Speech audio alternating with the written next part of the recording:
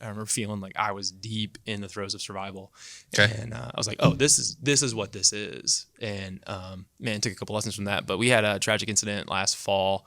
We're coming up on the 1 year anniversary here. Yeah. Wow. Where some girls crashed in a bus incident coming home from fall retreat. And so there's actually 31 people on board and plus a driver. And the driver had a medical incident where he passed out and his foot hit the accelerator and accelerated off the highway. Sheesh. And it went for several hundred feet into the woods and crashed in the woods. And man, it was tragic.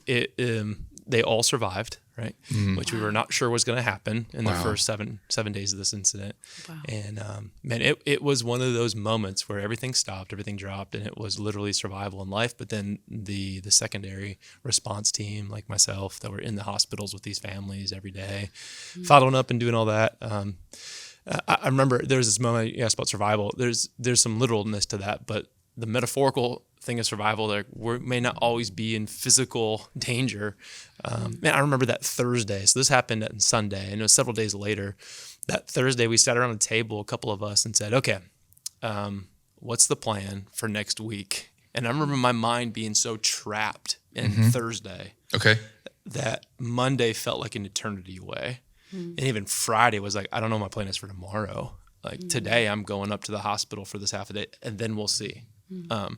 And survival feels like that moment where I'm trapped in the immediacy of right now, as opposed to having a distance to be able to look out, some perspective, a plan, some tactics. I think for me, I'm really tactical in how I lead myself too. And when I think of survival, it's like all that's gone, and I'm just here right now, trying to survive. And So, okay, but I think you make a great point, because you went to this idea, you talked about survival mode out of its necessity, right? So there was an aspect of necessity in that moment that you guys are working day to day. I totally forgot. That was a year ago. I remember talking with you and just praying for those young people and the miracle that it was that they all survived. But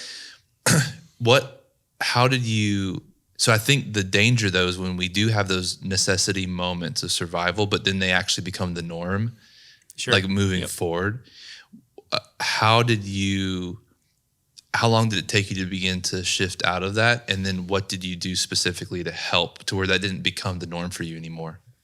Yeah. So a year later, too, I should finish the story too. Like, they're all thriving again. And come on, these 15 and 16-year-olds are leading the way in how to give meaning to something that doesn't have to have meaning. And they're, taking steps with Jesus. There's the majority of them are all going back to fall retreat again this year as a milestone that they're conquering the enemy in light of their stories. And so it's really cool to see, like, they moved out of it, we moved out of it. And so we've been in this situation. And so without staying there too long on just that one incident, because I've felt survival in lots of different places in my life as well. One of the coolest things that happened in that particular meeting that Thursday morning was somebody just asked us the question, what are you going to do next week? And there's relationships to have that just break us out of the now into, I haven't thought about that. I've not put any ounce of energy towards thinking, where am I going? What's the vision? What are we doing? And so that, in the most raw sense, having somebody that says, maybe they don't know what to do, but they have options, right? And he started role playing some options, like, oh, you could do this, you could do this. It just got us thinking out of now into what's next.